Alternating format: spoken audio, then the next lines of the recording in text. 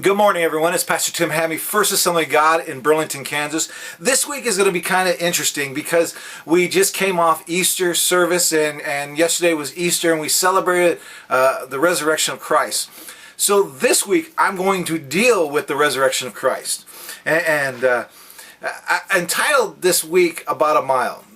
I read a article one time that they believe that the extent that Jesus carried the cross up to Golgotha was about a mile and a half. And so I entitled this week About a Mile. When you think about it, with all that Jesus had to endure that day, to carry the cross up to Golgotha, which is the skull, the mount is called the skull, and he carried it with his back being torn open by the cat of nine tails, a crown of thorns placed on his head. All this is happening, this tremendous burden that he had to carry, which was for us.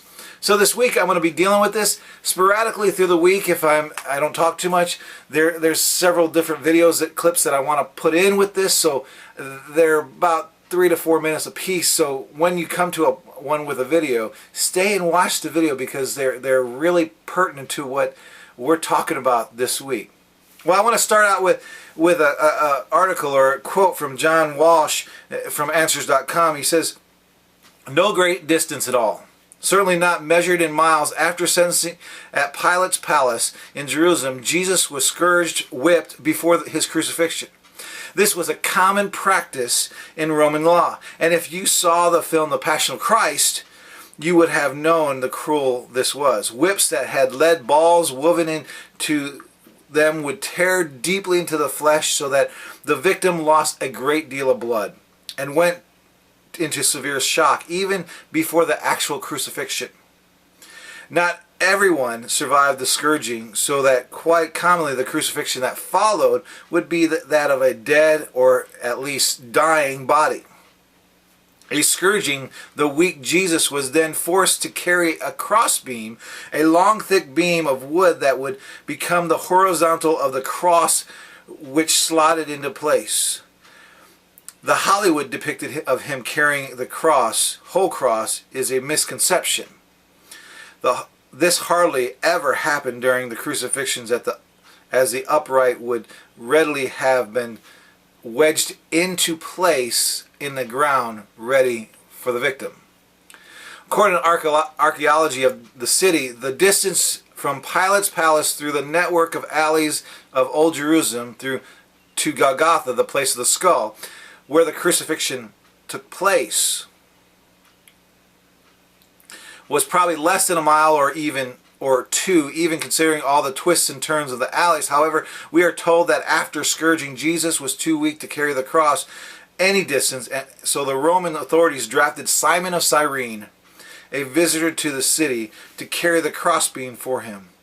At which point on that journey this happened, we are not told, so it is impossible to say exactly how far Jesus actually carried the cross. But one thing is for certain, is that it was a great distance and probably far less than a mile. So about a mile. The case of Christ, Richard Bander tells one story about visiting a mental institution and dealing with a man who instantly insisted that he was Jesus Christ. Not metaphorically, not in spirit, but in flesh. One day Brander walked to meet this man. "Are you Jesus?" He said, "Yes, my son." The man replied. Brander said, "I'll be right back in a minute." This left the man a little bit confused. Within 3 or 4 minutes, Bandler came back holding a measuring tape, asking the man to hold out his arms. Bandler measured the length of his arms and his height from head to toe. After that, Bandler left, and the man, claiming to be Jesus, became a little concerned. A hammer, small, large spiked nails, a long set of boards. He began to pound them into the form of a cross. The man asked, "What are you doing?" As Richard put the last nail into the cross, he asked, "Are you Jesus again?" The man said, "Yes, my son." Bandler said, "Then you know why I'm here." Somehow the man suddenly recalled who he really was. His pattern did not seem like such a good idea. "I'm not Jesus. I'm not Jesus," the man yelled. Case closed. Last week at the church, I talked about the road to victory. And Friday, Good Friday, we celebrate, we remember Jesus going to the cross for us. This week, we're going to talk about the resurrections. So as we conclude, tomorrow I will start out with a video, and I want you just to center in, and then we'll continue. Let me pray for you. Lord, I thank you so much. I pray that you bless every single person in your name. Amen. God bless you. We'll talk to you tomorrow.